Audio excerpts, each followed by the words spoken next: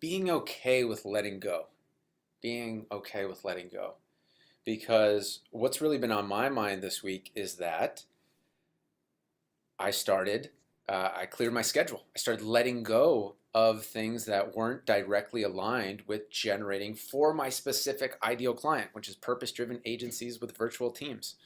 So I started canceling calls kindly, had people thanking me for it, and just really getting clear on, okay, what is generating for that singular purpose.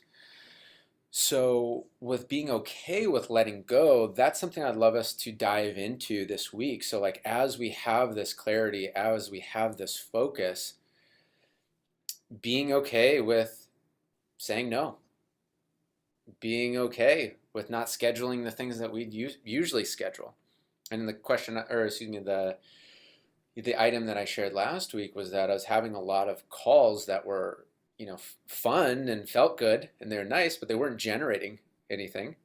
So to me, I was like, oh, those are social calls. Like we have shared values. You're like, we're going to jam. We're going to share some, nuggets back and forth. They're not generating business. So for right now, I'm being okay with letting go of those.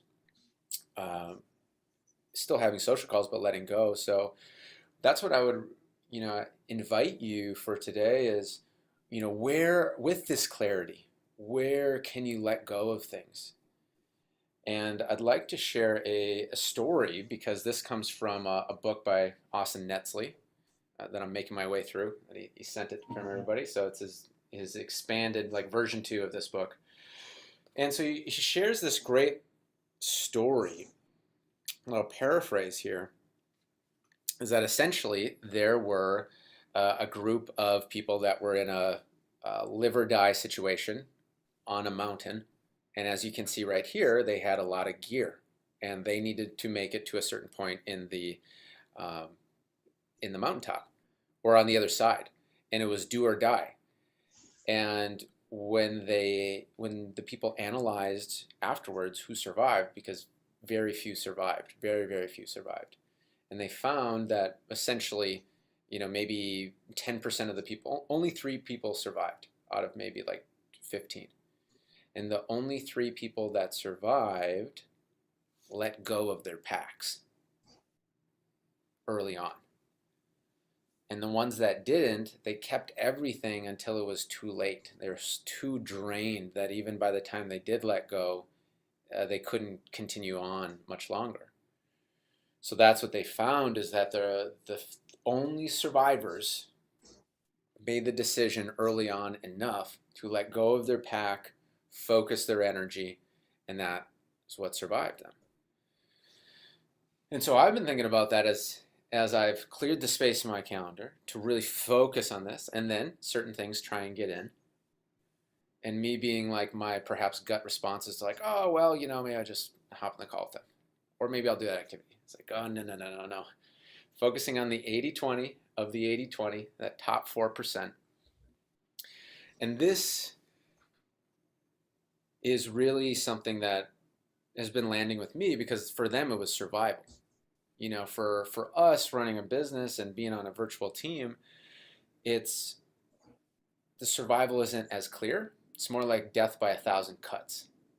Death by 1,000 emails, death by 1,000 calls, death by 1,000, activities that we didn't really need to do, that we get pulled off track. So I'm going to read a quote here that just says, boom. It says, in business, the ones who not only survive, but thrive are the ones who let go. The ones who not only survive, but thrive are the ones who let go. So I've been looking at this as like a skill. How can I beef up this skill, strengthen this skill, being so focused that I'm able to let go of everything else? And it brings to mind a Steve Jobs quote where I'm paraphrasing, but he says, innovation, everybody thinks innovation is about saying yes, innovation about saying no. And as I've been thinking about this lately, what really resonates with me is like not just saying no to the obvious opportunities that aren't a fit or the obvious tasks that aren't a fit, but saying no to the really good ones, opportunities. Saying no to the ones that, have a lot of things right, but deep down inside we know that it's not that precision laser focus. It's not super aligned. So being okay with letting go of a bunch of good options to really focus on the tremendous option, the great option. So let me know in the chat what resonates with you from this. And I know I kind of shared quite a bit. So wrapping this all up, or like bringing this all to close, being okay with letting go. Now that we have this focus of, cash calls, social calls, giving calls, or activities, cash activities, giving activities, social activities.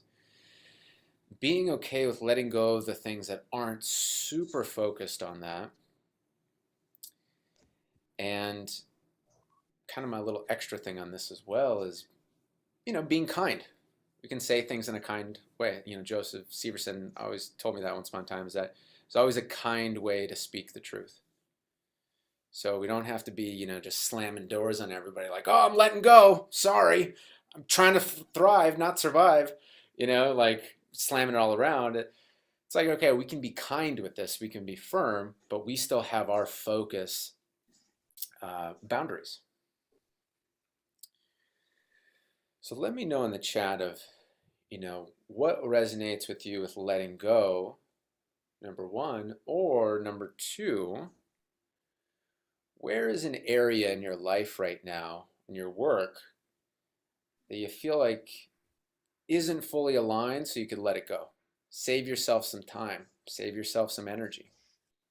And if you're truly honest and you evaluated it, you'd see that, okay, this isn't really getting me where it's not getting me where I want to go. Might feel good, might look good, but it's like not getting me where I want to go.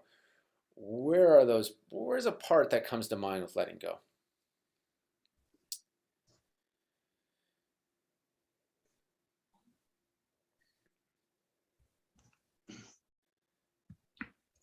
And as you type in that in the chat of what's one area, it's one thing that you can let go.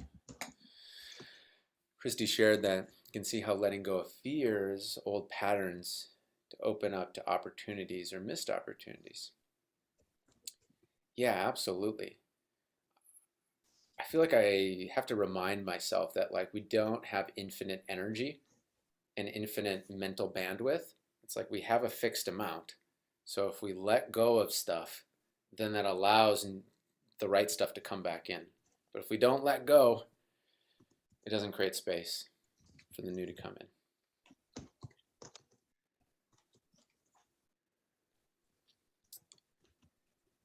And so what we'll do today in the subconscious clearing is clear away any resistance that comes up with letting go. Tim shared, focusing specifically on our core offer and saying no to any other projects. Yep, there you go. Especially being wary of taking on projects just to keep growing. Bingo, absolutely.